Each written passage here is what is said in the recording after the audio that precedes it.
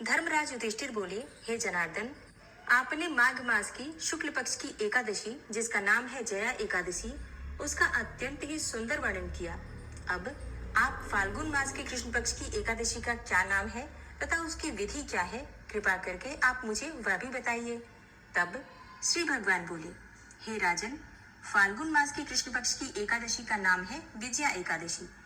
इसके व्रत के प्रभाव से मनुष्य को विजय की प्राप्ति होती है।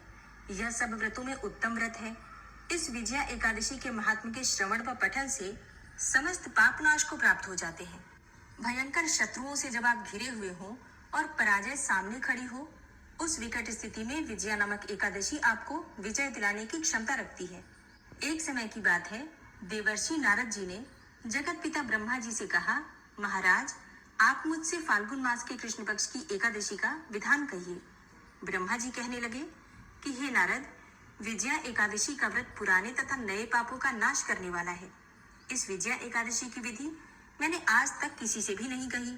यह समस्त मनुष्यों को विजय प्रदान करती है।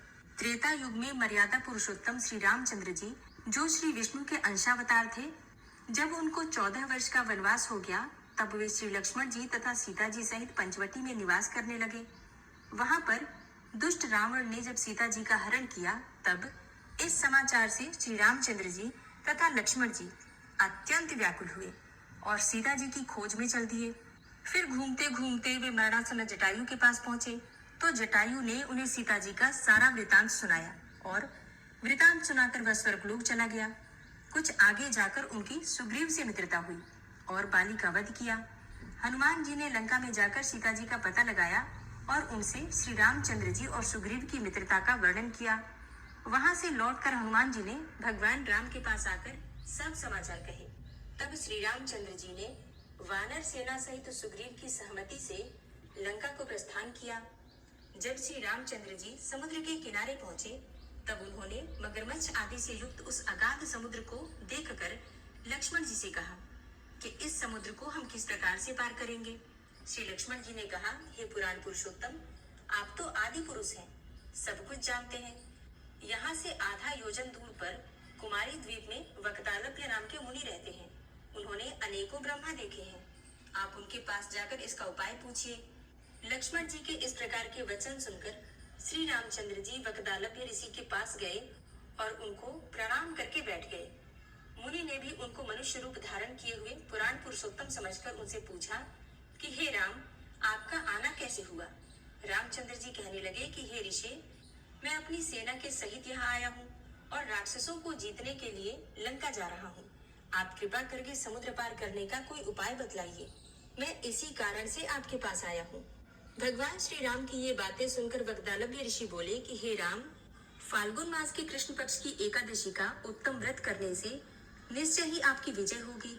साथ ही आप समुद्र भी अवश्य पार कर लेंगे। इस व्रत की विधि यह है कि दशमी के दिन स्वर्ण, चांदी, तांबा या फिर मिट्टी का एक घड़ा बनाएं। उस घड़े को जल से भरकर तथा 5 पल्लव रखकर वेदी पर स्थापित करें। उस घड़े के नीचे सतंजा और ऊपर जौ रखें। उस पर श्री नारायण भगवान की स्वर्ण की मूर्ति की स्थापना करें। एकादशी के दिन स्नान आदि से निवृत्त होकर धूप, दीप, नैवेद्य, नारियल आदि से भगवान की पूजा करें। तत्पश्चात घड़े के सामने बैठकर दिन व्यतीत करें और रात्रि को भी उसी प्रकार बैठे रहकर जागरण करें। द्वादशी के दिन नित्य नियम से निवृत्त होकर उस घड़े को ब्राह्मण को दे दें। हे राम, यदि तुम भी इस व्रत को सेनापतियों सहित करोगे तो तुम्हारी विजय भी अवश्य होगी। तब श्री रामचंद्र जी ने ऋषि के कथनानुसार इस व्रत को किया और इसके प्रभाव से दैत्यों पर विजय पाई। अतः हे राजन, जो कोई मनुष्य विधि पूर्वक इस व्रत को करेगा, दोनों लोकों में उसकी अवश्य विजय होगी। श्री ब्रह्मा जी ने नारद जी से कहा था कि हे पुत्र, जो कोई इस व्रत के महात्म्य को पढ़ता या सुनता है, उसको वाजपेयी यज्ञ का पुण्य फल प्राप्त होता है। और अब आप सुनेंगे एक